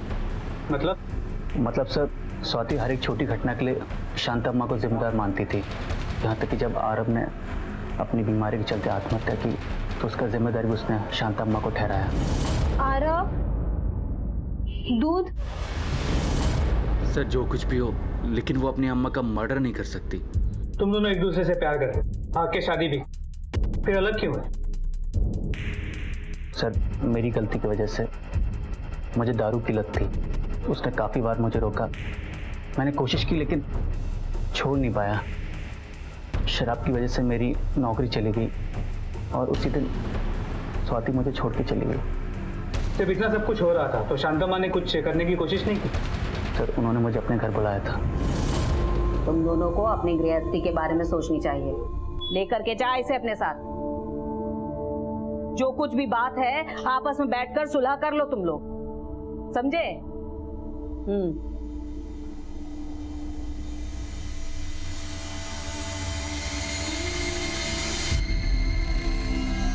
तेरी माँ एकदम ठीक कह रही है। मेरा नहीं तो कम से कम आबा के बारे में तो सोच। मैं खुद को सुधारूंगा। अच्छा बाप नहीं बल्कि अच्छा पति भी बन के दिखाऊंगा। अच्छा बाप, अच्छा पति बनने के लिए अच्छा इंसान बनना पड़ता है। तुम्हारे जैसे आदमी के साथ ना मैं रहूंगी ना अपनी बेटी पर तुम्हारा साया पड़ने दूंगी। आबा को सिर्फ माँ की नहीं बल्कि बाप की भी जरूरत है। उसकी चिंता तुम मत करो, उसे माँ और बाप दोनों का प्यार मिलेगा, और ऐसे बाप का प्यार मिलेगा जिसकी वजह से कल उसे उसका सिर शर्म से झुकाना ना पड़े।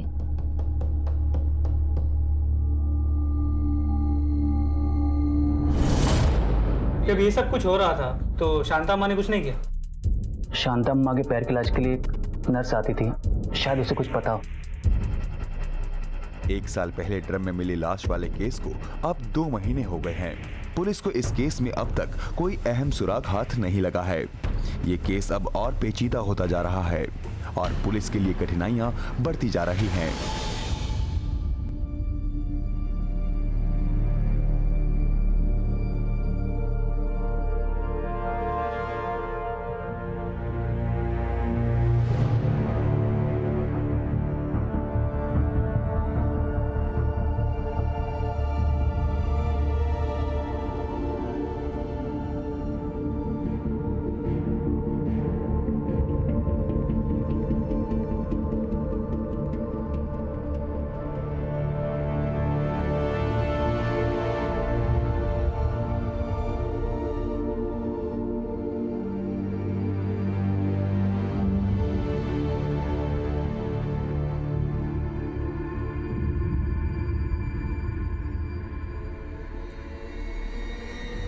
स्वाति अपने भाई के मौत के लिए अपनी माँ को जिम्मेदार मानती है। स्वाति शांता से इतनी नफरत करती है कि हो सकता है कि उसी ने उसको मार दिया। सर पॉसिबल तो है, पर अगर स्वाति का सच में कोई बॉयफ्रेंड है तो हो सकता है स्वाति ने उसी के साथ मिलकर शांता को मारा।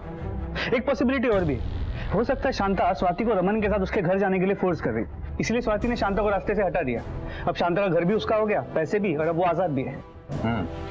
ये स्वाति और शांता के कॉल रिकॉर्ड्स आ गए? भी सर आ गए। स्वाति के कॉल रिकॉर्ड अच्छे से चेक करना। देर रात तक उसने किसी से बात की है वो देखना, और कितने देर तक बात की है वो भी चेक करना। हो सकता है कि वो उसका बॉयफ्रेंड हो। और शांता के कॉल रिकॉर्ड्स भी क्रॉस चेक करना। सर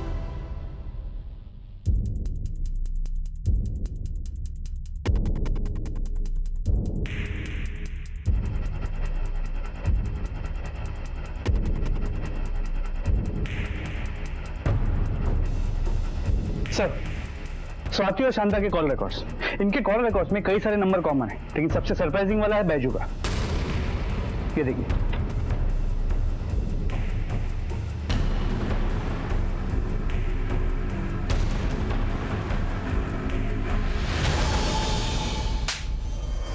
तेरा पुराना रिकॉर्ड वैसे भी अच्छा नहीं था, और इस बार तो तूने अपना पुराना रिकॉर्ड भी तोड़ दिया।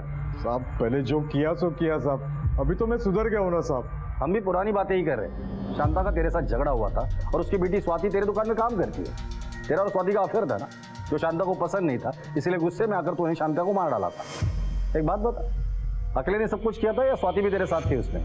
स्वाति मेरे टेलरिंग शॉप पे कपड़े सीने का काम करती थी साहब। और साहब ये भी तो प्रायश्चित ही है ना साहब कि शांता को जो मैंने नुकसान पहुंचाया था, शांता तो अभी है नहीं, तो मैंने सोचा कि उसके लड़की को सहारा दे दूं सर। सहारा दे दूं या अपना लूं उससे? आप बोल रहे हो साहब, मेरे कुछ समझ में नहीं आ रहा सर। कुछ दिन लॉकअप में रह ले, तब याद आ जाएगा। अरे साहब मेरी बात तो सुनो साहब, मैंने कुछ नहीं किया कसम से। वो सच बता रहा है। मेरा उसका बस इतना वास्ता है कि मैं उसके दुकान के लिए काम करती हूँ। राउडी आदमी है, इसलिए मैंने उसे पहचान बताने से मना किया था। और रमन को दूसरा आदमी है, मैंने जानबूझकर बोला था ताकि वो मुझे घर वापस ले जाने की रट लगाना छोड़ दे। सर केस बंद कर दीजिए गड़े मुर्दे उखाड़ के क्या मिलेगा? गड़े मुर्दे तभी उखाड़े जाते हैं जब कोई नाइंसाफी होती है। नहीं, अभी तो हम लोग जा रहे हैं, लेकिन जब भी जरूरत पड़ेगी पुलिस स्टेशन आना पड़ेगा। ये फिर से झूठ बोल रही है। तहकीकात के दौरान हमें बहुत सी चीजें पता तो चली है, लेकिन अभी भी हमारे पास किसी के खिलाफ कोई ठोस सबूत नहीं। अय्यर, हर चीज प्लेट में परोसे हुई मिली तो फिर क्या कहना।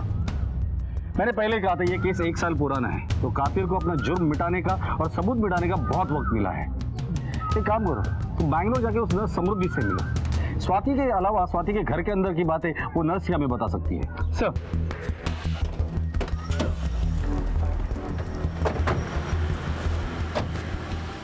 सर शांता दीदी तो यहाँ कभी आई ही नहीं। उनकी मौत के बारे में सुनकर बहुत दुख हुआ। बहुत ही स्ट्रांग लेडी थी वो। उनकी जिंदगी बहुत ही मुश्किल भरी थी, शायद इसीलिए बहुत स्ट्रांग थी। मतलब ये कि इंसान कितना भी चाहे पर कभी ना कभी उसका अतीत उसके सामने आकर खड़ा हो ही जाता है। शांता, तू यहाँ क्या कर रहा है? क्यों? मैं तुझसे मिलने नहीं आ सकता? पुराना साथ है हमारा। जब मैंने सुना कि तेरा एक्सीडेंट हो गया है तो सोचा कि कुछ मदद कर दूं।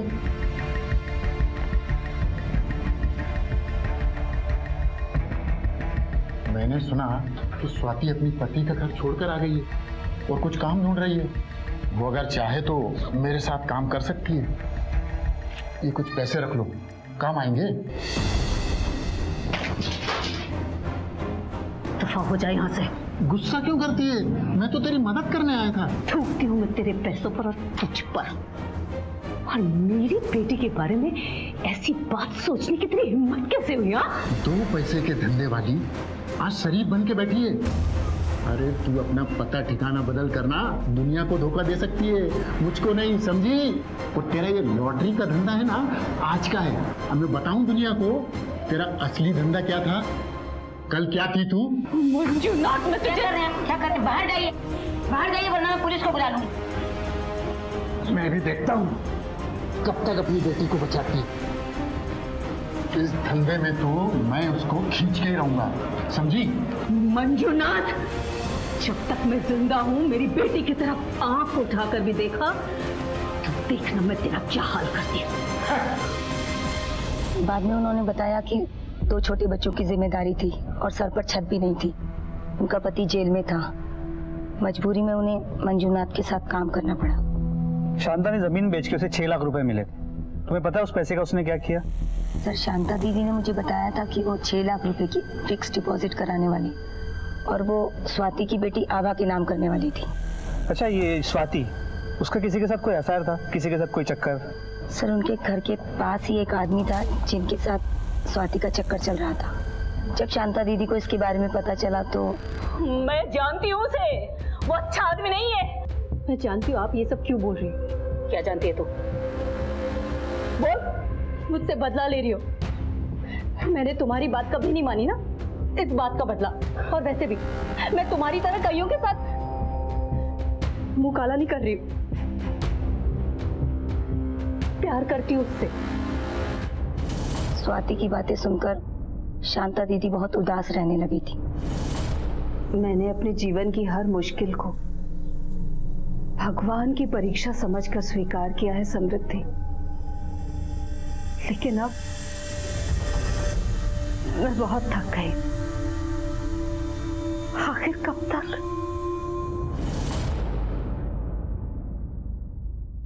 इस उम्र में अब किसी की जान लेके जेल जाने का मुझे कोई शौक नहीं है साहब।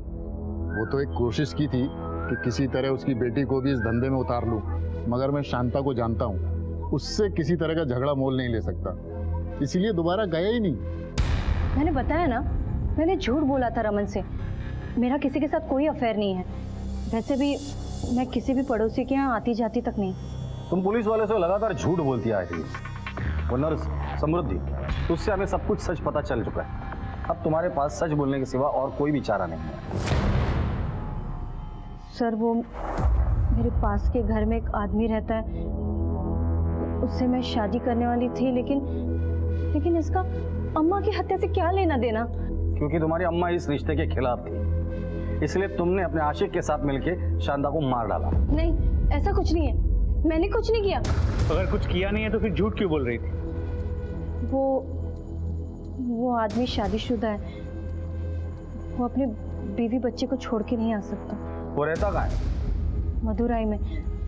हफ्ते के 5 दिन वो काम करने के लिए आता है, फिर चला जाता है। पिछले 10 दिनों में तुम दोनों की सिर्फ एक ही बार फोन पर बात हुई है, और जब से शांता मर्डर केस का इन्वेस्टिगेशन शुरू हुआ है उसने एक बार भी तुम्हें कॉल नहीं किया, ना ही तुमने उसे कॉल किया, और ना ही वो तुमसे मिलने यहाँ आया। क्यों? पता नहीं वो क्यों नहीं आया, मेरा फ़ोन भी नहीं उठा रहा है वो पिछले कुछ दिनों से। हाँ, वैसे भी उसकी बीवी जब आसपास रहती है तो वो मेरा फ़ोन भी नहीं उठाता। वो अच्छा आदमी है सर। हाँ, एक शादीशुदा आदमी बाहर कहीं अफेयर करे अपनी बीवी को छोड़कर, वो अच्छा ही आदमी होगा ना। उसकी शादी उस औरत से एक ज़बरदस्ती की थी।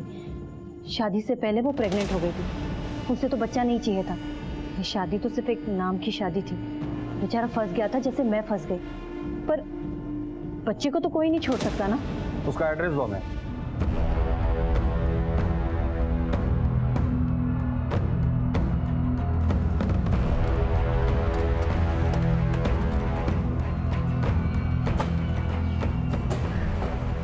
जय हिंद सर, ये केरला पुलिस से अजीत के बारे में पूछताछ करने आए हैं। सर, अजीत मर्डर केस की इन्वेस्टिगेशन मैं ही देख रहा हूँ सर। मर्डर? अजीत का मर्डर हो गया? Yes sir. अजीत की पोस्टमार्टम रिपोर्ट के मुताबिक उसकी बॉडी में पोटेशियम साइनाइड पाया गया है। उसकी मौत हार्ट फेल होने से हुई है सर। घर पर कौन कौन है उसके? उसकी बीवी और बच्चा है सर।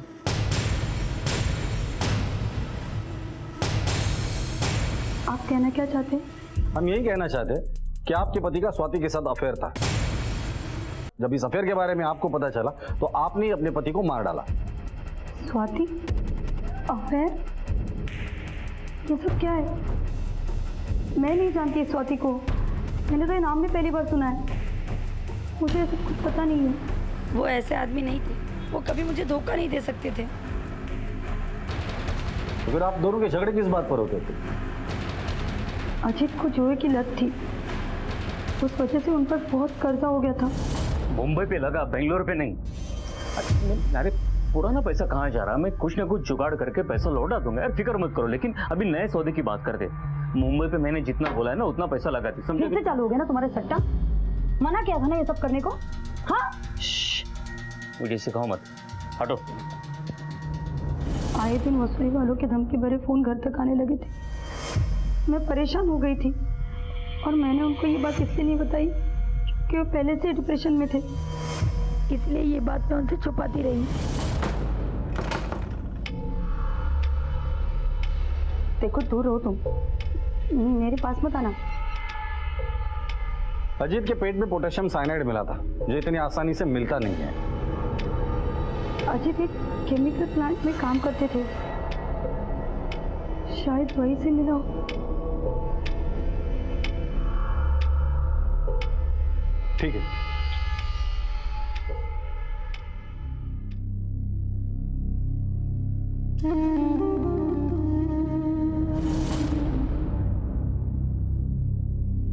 ले, मुंह खोल। आरब दाल चावल है, थोड़ा तो खा ले। स्वाति, कितनी बार बोला तुझे अपने काम से काम रख? बस अम्मा, आरब को खाना खिला दो फिर काम करती हूँ। अरे भूख नहीं है उसे, रख दे इधर, जब भूख लगेगी खा लेगा वो। और ये क्या बिस्तर पर लेटा हुआ है? डॉक्टर ने बोला है ना थोड़ा थोड़ा बैठने के लिए। इंच भर भी इधर उधर हिलेगा नहीं तो ठीक कैसे होगा जल्दी से? अम्मा, पर तुझे पता है ना कि इसे खिलाना पड़ता है। अरे तो उसको छोड़, अपना ख्याल रख। पेट से है तू, इतना बड़ा हो गया है, अपने काम खुद से नहीं कर सकता, कैसे ठीक होगा? जिम्मेदारी कैसे उठाएगा? शांता, चलो चलती है, चलो। हाँ।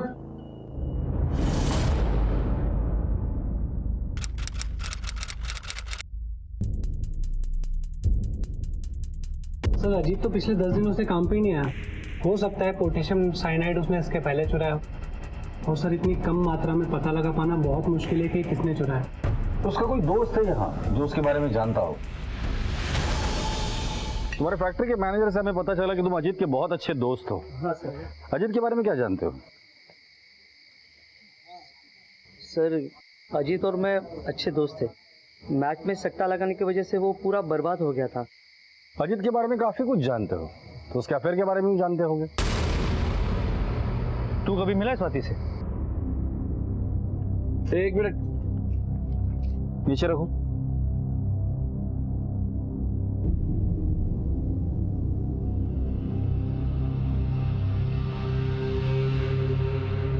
रख दो इसे।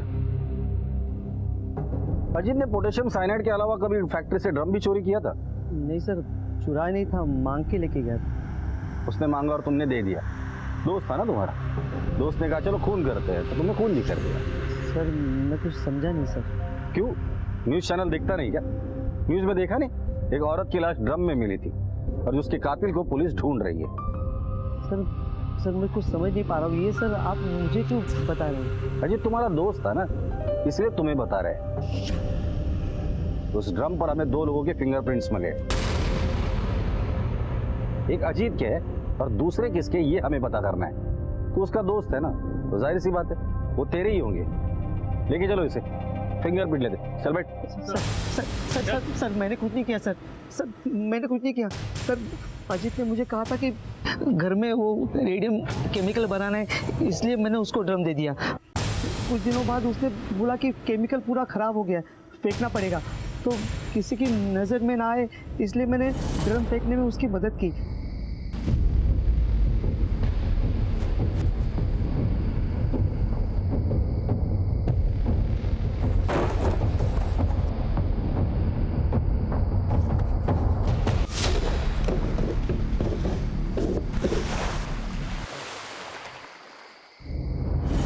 अजीत ने झूठ बोलकर ये काम मुझे करवाया।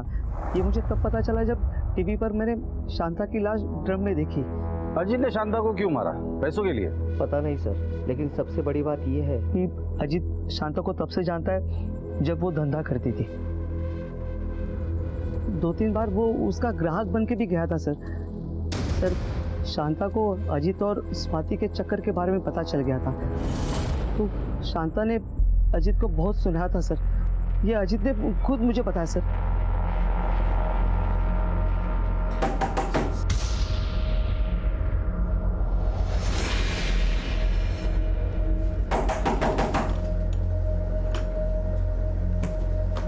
स्वाति का तू अम्मा यहाँ मुंह कला कर रही है? अम्मा बंद करके। कहा था ना तुझसे दूर रह स्वाति से। अम्मा नहीं, समझ में नहीं आता। अम्मा और तू शर्म नहीं आती? शादीशुदा होकर एक बच्चे की माँ होकर यहाँ बैठी है। कितने पैसे चाहिए तुझे? वो पैसे ले और दफा हो यहाँ से। अम्मा मेरी बेटी का पीछा छोड़ दे, समझा ना तू? वरना तू जानता नहीं है कितना बुरा होगा तेरे साथ। सब पता है मुझे। अजीत शांता की धमकी से बहुत डर गया था। अपने और स्वाति के बारे में बताने के लिए शांता को घर पे बुलाया और वही मार दिया सर। अम्मा आओ ना, बैठो ना। नहीं, क्या बात है? क्यों बुलाया है? अम्मा अंदर आओ ना, बैठ के बात करेंगे। नहीं बैठना मुझे, जो बोलना है जल्दी बोल। नहीं अम्मा आओ ना, अंदर आओ जरा, बैठो, आप तसल्ली से बात करेंगे हम लोग। आओ अम्मा बैठो ना। बोल। हाथ जोड़ता हूँ अम्मा। अम्मा मेरी बीवी और बच्चे को ये सब मत पता ना अम्मा। अम्मा नहीं तो मेरा परिवार टूट जाएगा अम्मा। मैं मर जाऊंगा, मैं बर्बाद हो जाऊंगा अम्मा। जो इतने दिनों से ये बात मैं तुझे समझा रही थी तो नहीं समझ में आ रहा था तुझको? हाँ, मेरी स्वाति की जिंदगी क्यों बर्बाद कर रहा था फिर तू? अब ये तेरी शराफत का जो चोगा है ना, इसे सारी दुनिया के सामने उतारूंगी, तेरी बीवी के सामने उतारूंगी, तेरे बच्चे के सामने। नहीं मैं पैर पड़ दो अम्मा। अम्मा मेरी बीवी बच्चे को कुछ नहीं पता ना अम्मा। अम्मा प्लीज अम्मा, मेरी बात मान लो ना अम्मा, प्लीज अम्मा, मैं आपके पैर पड़ दो अम्मा। उसे मारने के बाद अजीत ने पूरा घर ढूंढा और उसको कहीं पैसे नहीं मिले। आपको जब शांता की डेड बॉडी मिली तो आपको स्वाति के घर के बाहर देखा तो वो बहुत डर गया सर। अजीत को किसने मारा? सर उसको अपनी बीवी और समाज का बहुत डर था कि कहीं उसकी इज्जत उनकी नज़रों में खराब ना हो जाए। शायद इसीलिए उसने आत्महत्या की होगी। इस पूरे प्लानिंग में स्वाति का रोल क्या था? सर पता नहीं सर। सर केस तो सॉल्व हो गया, पता भी चल गया कि कातिल कौन है, लेकिन कातिल को सजा नहीं दिलवा पाए। पर ये भी पता नहीं चल पाया कि स्वाति का शांता के मर्डर में हाथ था भी या नहीं। शीशा और रिश्ता दोनों ही नाजुक होते हैं, मगर उनमें एक फर्क होता है। शीशा गलती से टूटता है और रिश्ता गलतफहमी से। रिश्तों की रस्सी तब कमजोर होती है जब इंसान गलतफहमी में पैदा होने वाले सवालों के जवाब भी खुद ही बना लेता है। अपने मन में किसी भी गलतफहमी को दबाए रखने से कभी रिश्ते बेहतर नहीं बन सकते। गलतफहमियों को आमने सामने बैठकर दूर कर लेना चाहिए। इसी में खुशहाल जिंदगी का राज छिपा है। क्राइम पेट्रोल्स के और भी दिलचस्प कहानी देखने के लिए हमारे चैनल को सब्सक्राइब करें और बेल आइकॉन दबाना न भूलें।